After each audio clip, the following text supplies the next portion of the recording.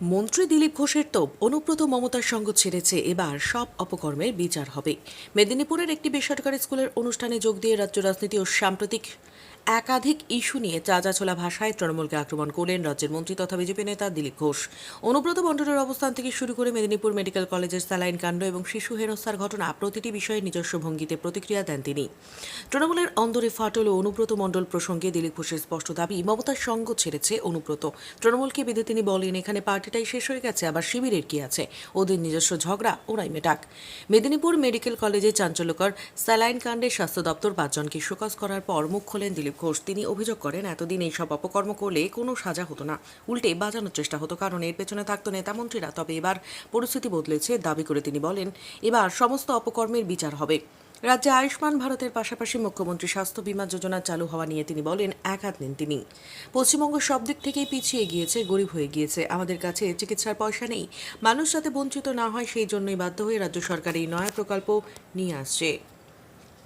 মেদিনীপুরের একটি বেসরকারি পাবলিক স্কুলে 6 বছরের শিশুকে এক অস্থায়ী কর্মী যৌন হেনস্থা করার অভিযোগ প্রসঙ্গে গভীর উদ্বেগ প্রকাশ করেন দিলীপ ঘোষ। তিনি বলেন, এই ধরনের সামাজিক অপরাধ অনেক দিন ধরেই বাড়ছে, তবে এখন পুলিশ সক্রিয় হচ্ছে। এই ধরনের স্পর্শকাতর বিষয়ে স্কুল কর্তৃপক্ষের দায়িত্ব মনে করিয়ে দিয়ে তিনি যোগ করেন, স্কুল কর্তৃপক্ষের এই বিষয়ে যথেষ্ট সক্রিয় হওয়া উচিত, যাতে আগামী দিনে এই ধরনের ঘটনা আর না ঘটে।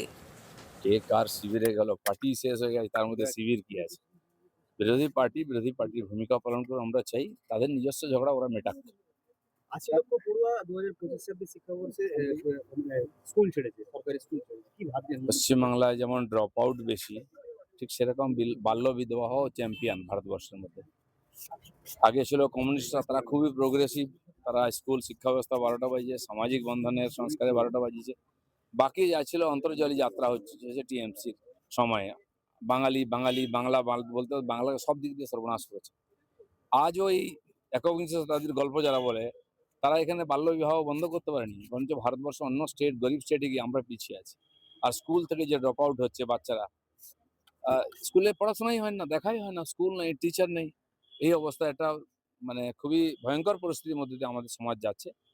তো মানুষ আমাদের দায়িত্ব দিয়েছেন, আমরা সেটা ঠিকঠাক পালন করার চেষ্টা করছি। দাদা, মেদিনীপুর মেডিকেল কলেজে যে স্যালাইন কাণ্ড হয়েছে, তাদের ৫ জনকে শোকজ করলো স্বাস্থ্য দপ্তর। এতদিন এই সমস্ত অপকর্ম, সেলেন কাণ্ড থেকে কোন দর্শনের কোনো সাজা হতো না, ইনকোয়ারি হতো না, বরঞ্চ তাদেরকে বাঁচাবার চেষ্টা হতো। কারণ এই যে দুর্নীতি, তার পিছনে নেতারা মন্ত্রীরা থাকতেন। আজ সরকার পাল্টেছে, প্রশাসন খুব সক্রিয় হয়েছে, এই সমস্ত অপরাধের বিচার হবে, সাজা হবে। দাদা, আয়ুষ্মান ভারত যারা পাবে না তাদের জন্য নয়া স্বাস্থ্য বীমা, মুখ্যমন্ত্রী স্বাস্থ্য বীমা যোজনা। অনেক কিছুই আছে, কেন্দ্রের একটা তার স্কেল আছে, তার মধ্যে তারা করছেন। কিন্তু পশ্চিমবঙ্গ যেহেতু সব দিক দিয়ে পিছিয়ে গেছে, গরিব হয়ে গেছে, চিকিৎসার পয়সা নেই আমাদের কাছে, কারণ সাধারণ মানুষ যদি বঞ্চিত না হন, তার জন্য রাজ্য সরকার তাদের পাশে দাঁড়াবে। দাদা, খুব দুঃখজনক ঘটনা, আপনি যে স্কুলে এই মুহূর্তে দাঁড়িয়ে রয়েছেন, সেই স্কুলে গতকাল এক 6 বছরের শিশুকে যৌন হেনস্থা করা হয়েছে। পুলিশ অ্যারেস্ট করেছে। কি বলবেন? এই ধরনের সামাজিক অপরাধ অনেক দিন ধরে বেড়েছে, তার কোনো বিচার হতো না। আজ পুলিশ সক্রিয় হচ্ছে এবং স্কুল কর্তৃপক্ষ এ ব্যাপারে সচেষ্ট হওয়া উচিত, যাতে এই ধরনের ঘটনা না ঘটে। তা নাহলে চিন্তায় থাকবেন অভিভাবকরা।